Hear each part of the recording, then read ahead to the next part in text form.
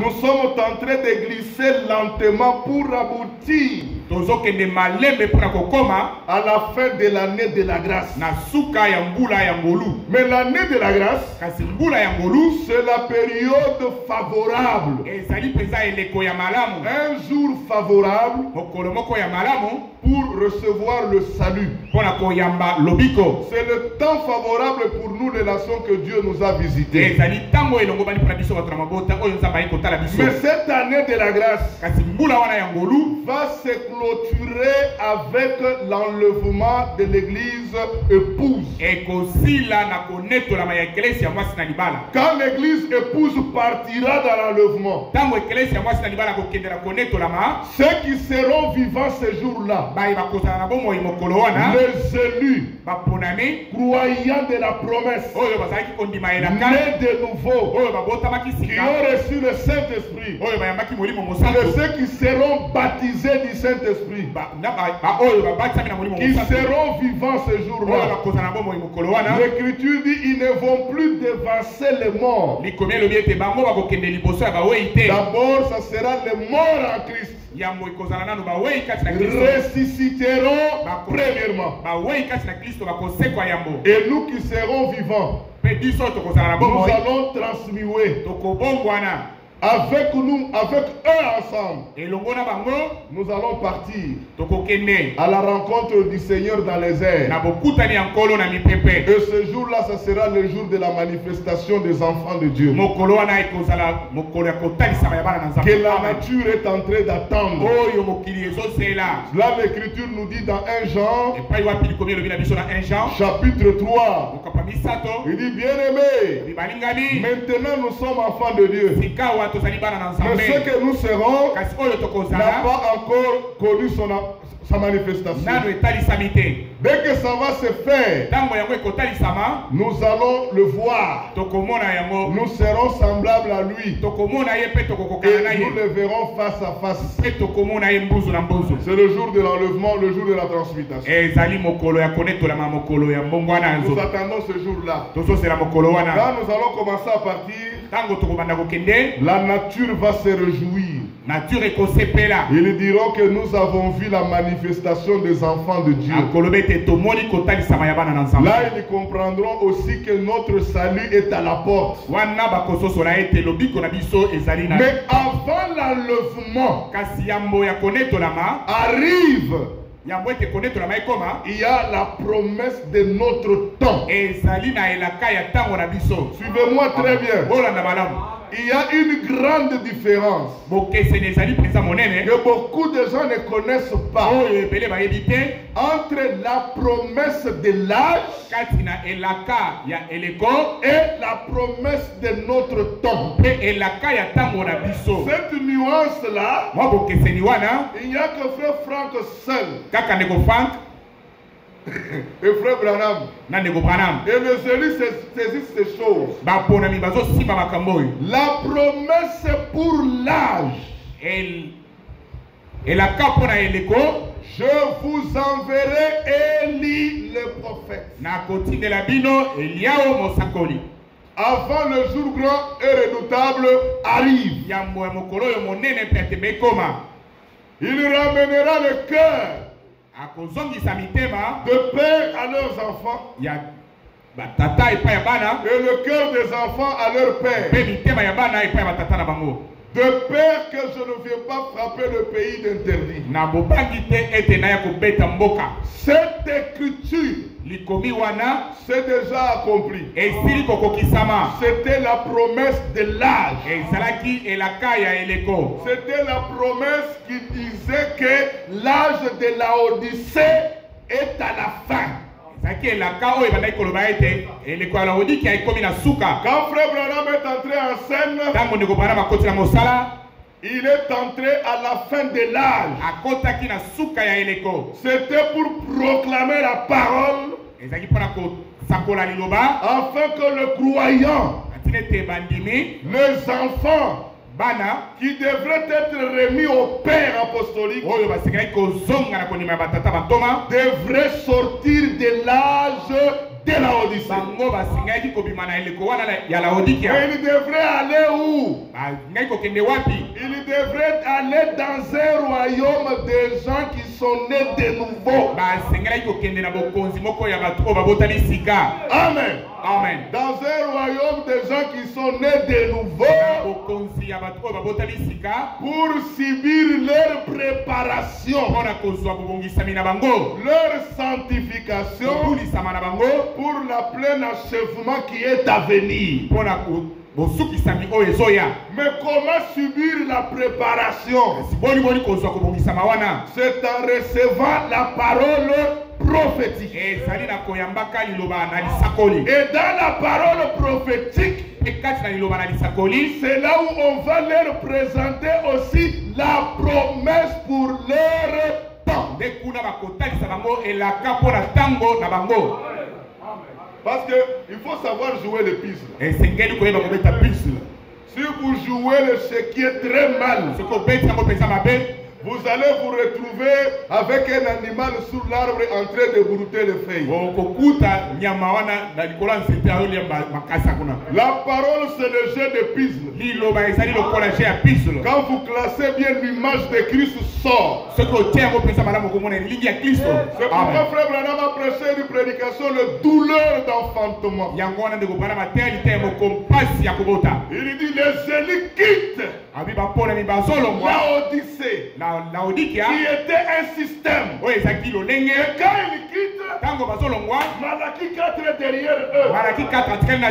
Maintenant, là où ils sont, ils ont la promesse de leur temps.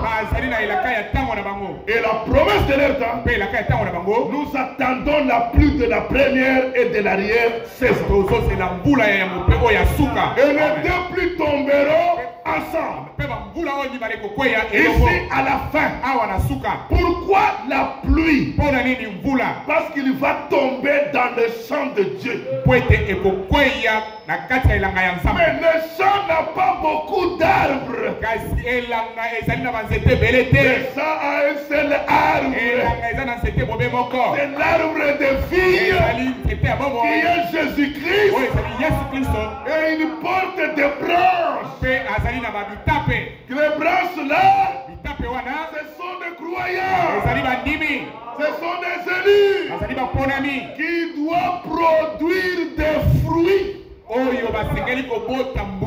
C'est pourquoi lui doit inonder, il doit émonder chaque branche. Il doit tailler chaque branche pour enlever le superflu, afin que la branche produise beaucoup de fruits. Quels sont ces fruits-là? C'est le fruit de l'enseignement. L'enseignement pour notre temps. Et cet enseignement, nous ne pouvons pas seulement nous mettre à prêcher ça, mais à vivre. Amen. C'est pourquoi Frère Branham avait dit, vivez-moi une prédication au lieu de me le prêcher. J'avais dit ceci. Mes sœurs, surtout les femmes de prédicateurs, surtout les femmes des anciens, suivez-moi très bien. L'entourage, la famille de vos maris, vos frères, les voisins, même l'église n'a pas besoin de voir la Bible. L'église a besoin de voir le comportement de la parole, le comportement de la prédication. C'est là ils diront Amen. Vous êtes la femme du pasteur. Amen. Vous êtes la femme d'un prédicateur. Pourquoi je dis ne cherchez pas à porter le fruit de toi-même. Alléluia. Amen. Attendez que cela était la sève quitte les racines. Ça entre dans les cèpes. Et ça entre dans la branche.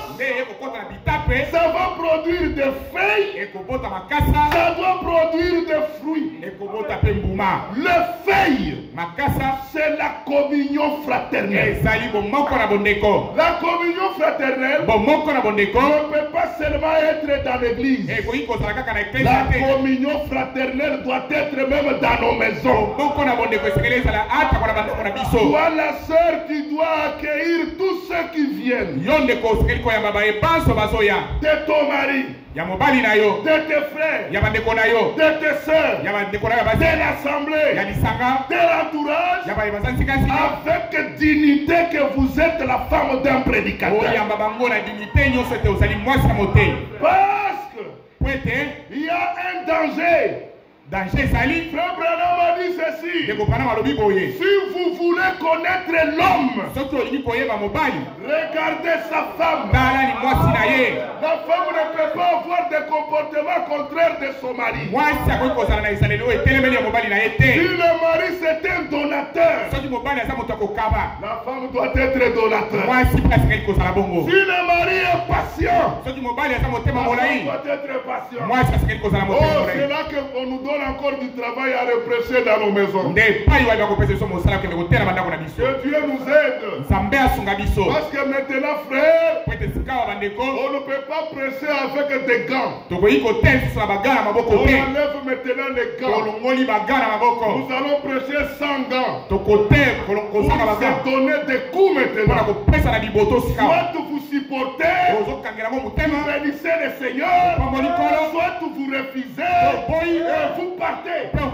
Parce que maintenant la Russie est déjà debout. La Russie est debout. La Russie, dans le Christ, dans l'Apocalypse, c'est frère Franck. Il dit c'est le grand fouet de Dieu. Il dit c'est un grand marteau. Il doit frapper tous les méchants. Et à la fin de tout, le Seigneur va lui régler lui aussi des comptes. On va y arriver.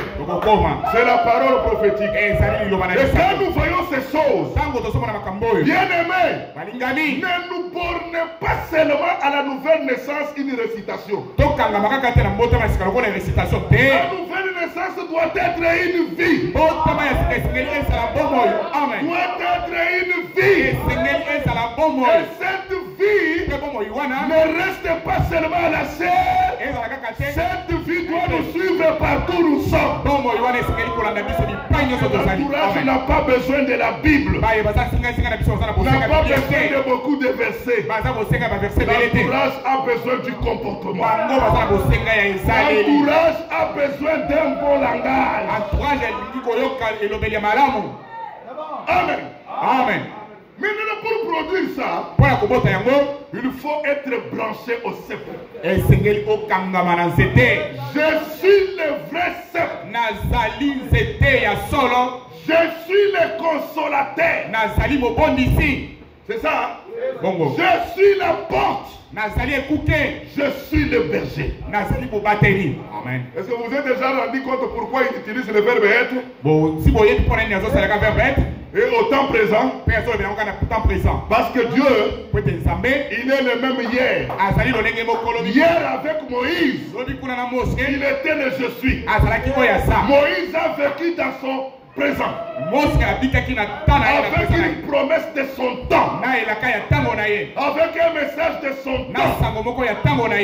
Aujourd'hui, avec Jésus, c'était la promesse pour ce temps-là, avec tous les gens qui le suivaient.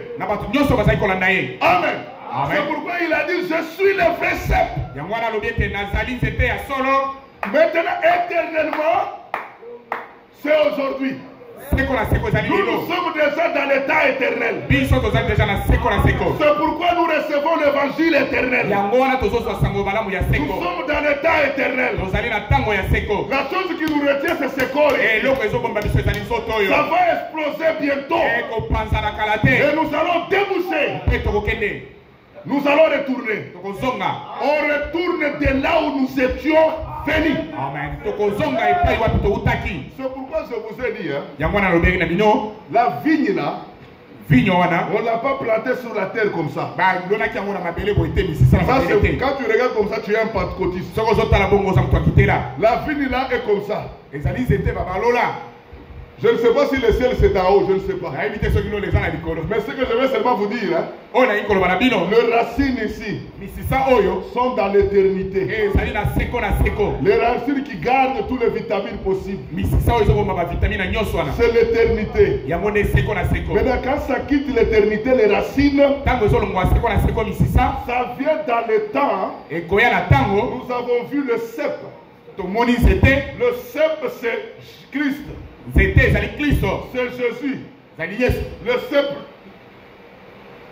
Le tronc d'arbre. Il a des racines. Ils sont là. À l'éternité. Parce qu'il ne veut pas recevoir la sève mondaine. Il a besoin de la sève éternelle. Le Saint-Esprit. La parole pure. Que Jésus a dit. La parole que je vous ai annoncée. Quelle a été la parole? Je suis le simple. Au présent. Maintenant, vous-même. Qui est le vrai simple? La parole de la promesse. Qui a des racines. C'est ça Christ. Mais là, quand il venait, il avait ses branches naturelles. Je suis déjà dans Jean chapitre 15. Mais on n'est pas encore sorti dans Daniel. Je suis dans Jean chapitre 15. Vous avez vu ça? De 1 à 3. Les cep. Je suis le cep. Je suis le consolateur. Je suis le bon berger. C'est clair, hein? La consolation est dans le je suis. Le je suis, c'est votre aujourd'hui. Alléluia. Est-ce que vous comprenez? Le je suis, c'est votre aujourd'hui. Dites à ton frère, c'est votre aujourd'hui. Ah. Aujourd'hui. Si tu entends sa voix, si tu entends la parole de la promesse, non, si c'est pas toi. Le je suis. Maintenant il dit, le je suis là, le cep. Ton aujourd'hui, la parole de la promesse, c'est ça le cep. Maintenant, posez-vous la question. Est-ce qu'un appelé peut prendre cette écriture? Je vous dis, cette Bible a été écrite pour les élus. Moi, quand je lis la Bible, je vois la parole prophétique. Il ne faut pas prêcher comme un pentecôtiste. Parce que nous prêchons l'ouverture de ceux. Je suis celui qui suit.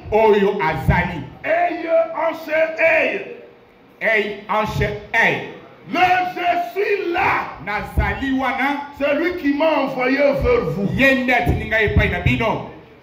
Il est toujours présent dans son aujourd'hui, dans sa présence. La présence de Dieu, c'est la parole manifestée pour ton jour. S'il n'y a pas la parole manifestée, tu n'avais pas la présence de Dieu. Amen. Amen. Dieu n'est pas partout. Il a dit là où il y a 2 ou 3 assemblés à mon nom, je suis au milieu d'eux. Dans la brochure, Dieu tient sa parole.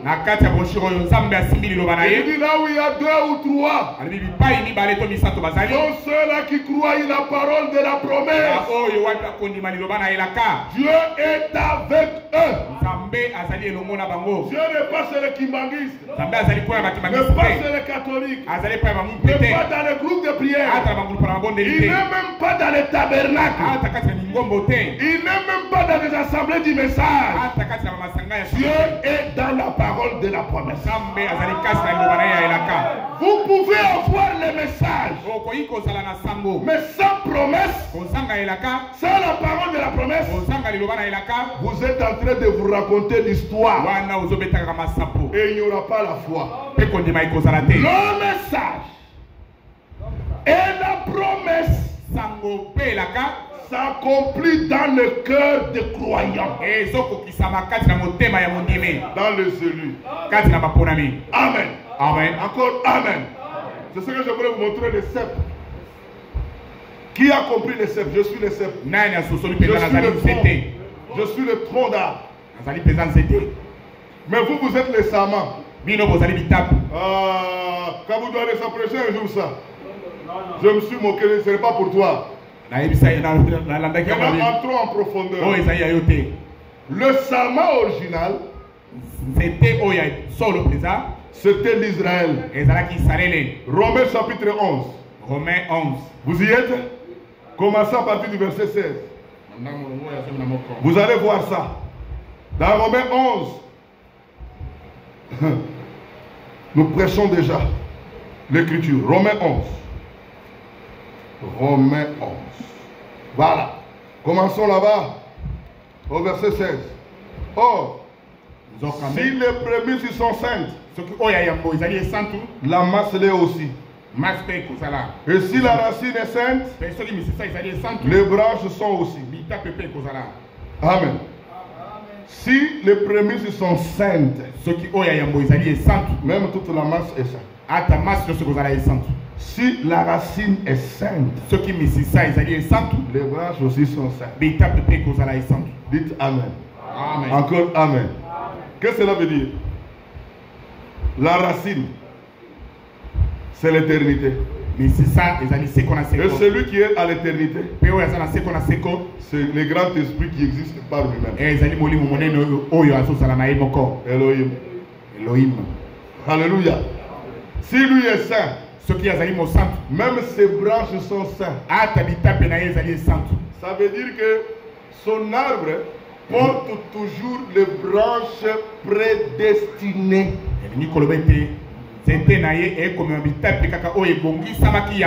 Élie, avant la fondation du monde. Vous avez vu? Ceux qui vont retourner à l'éternité, ce sont ceux-là qui sont venus de l'éternité.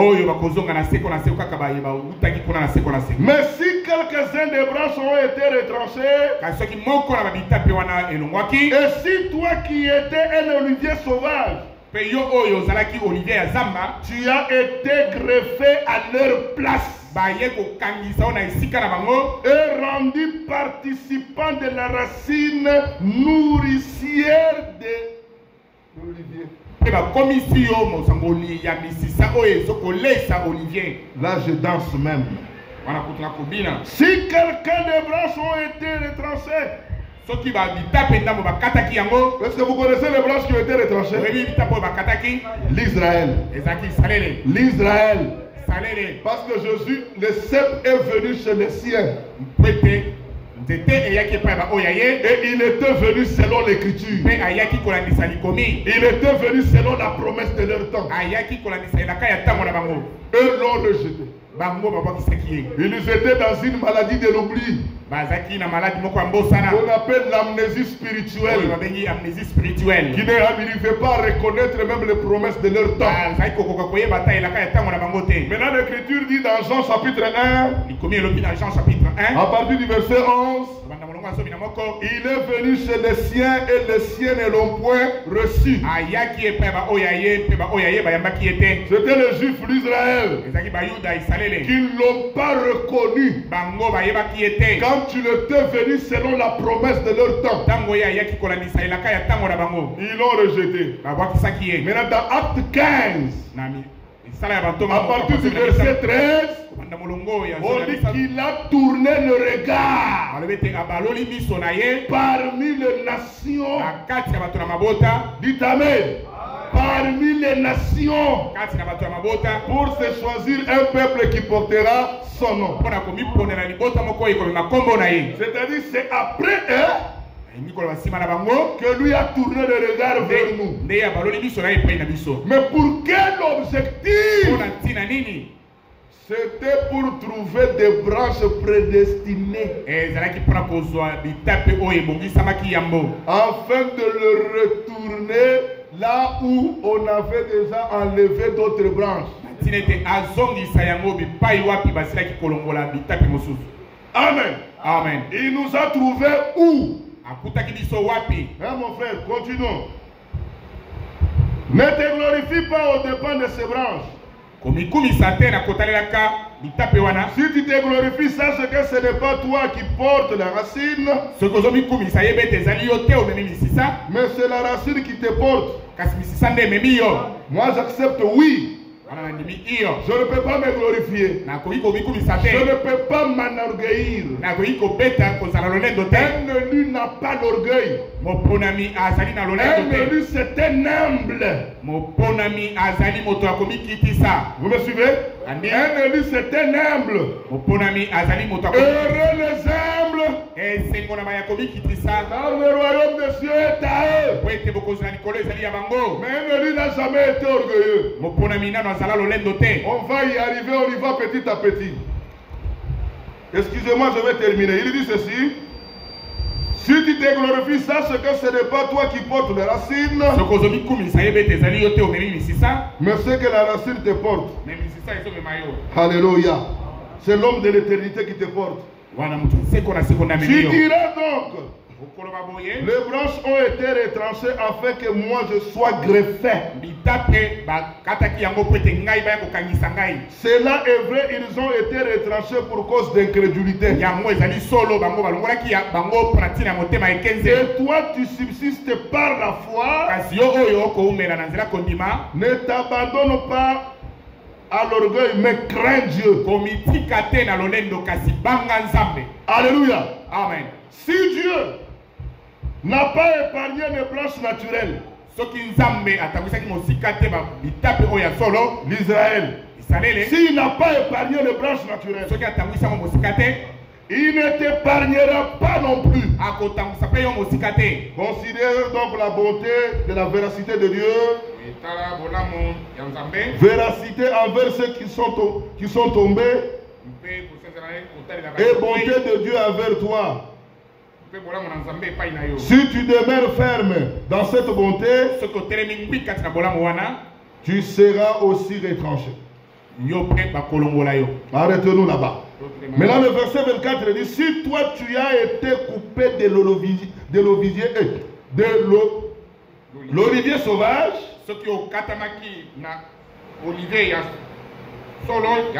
selon sa nature, et greffé contrairement à la nature sur l'olivier franc, à plus forte raison, eux seront-ils greffés selon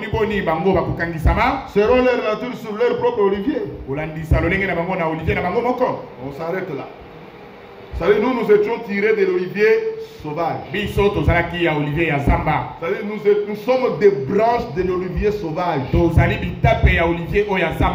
nous sommes venus de peuples des nations. Nous sommes venus dans la forêt. Nous étions dans le jungle.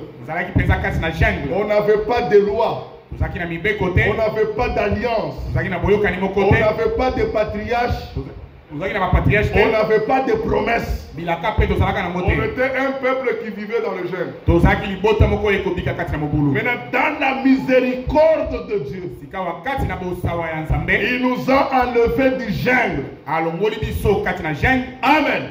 Parce que lui, c'est dans son amour. Il fait miséricorde à qui? Il fait grâce aux humbles. Il nous a arrachés là. Maintenant, il nous a amenés sur l'olivier franc. Il est venu maintenant nous greffer sur la place de branches qui étaient retranchées. Et quand on nous greffe, on ne laisse pas passer de l'air. Nous, quand on les faisait au Kasaï là, Tango to sala kosala yango à Kampombe. pour la Kampombe. On est lié avec des lianes. Na iko kangisa yango pesa na basinga. Et on prenait la terre qui était humide, Nous sommes appelés Oyo Ezaki Poli. qui a un peu des herbes. Et on met là au-dessus et on lit fortement.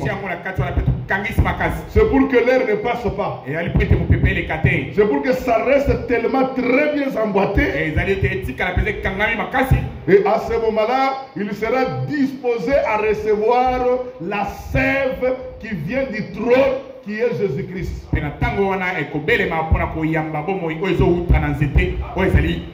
avant de recevoir la sève, cette branche doit mourir en soi-même. Elle doit perdre tous les vitamines qui sont en elle doit enlever tous les particules de sève mondaine. Les sèves de Baluba. Les sèves de Katangé. Les sèves de Bandundu. Doit quitter dans la branche. La haine, la jalousie, tout doit partir. L'impudicité, l'adultère, la fornication doit quitter. Parce que ça risque de créer la barrière à la sève naturelle. Vous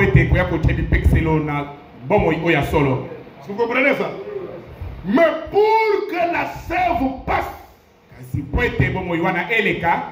cette branche doit subir la repentance. Dites Amen. Et je le répète encore. Les appelés ne se répandent pas. Le vierge folle ne se répand pas. La repentance, c'est l'apanage des élus. Pour qu'il y ait repentance, on doit recevoir la sève qui vient du tronc d'arbre. La promesse de ton jour. C'est ainsi acte 1, acte 2, acte 3. Pierre n'avait pas prêché Tika Kindumba, Tika Koiba, Tika Kolangwa. Non. Il a dit, l'homme que vous avez crucifié, Dieu l'a fait Seigneur et Christ. Celui que vous avez crucifié. Ils ont dit c'est vrai. Nous on ne connaissait pas qu'il a un royaume.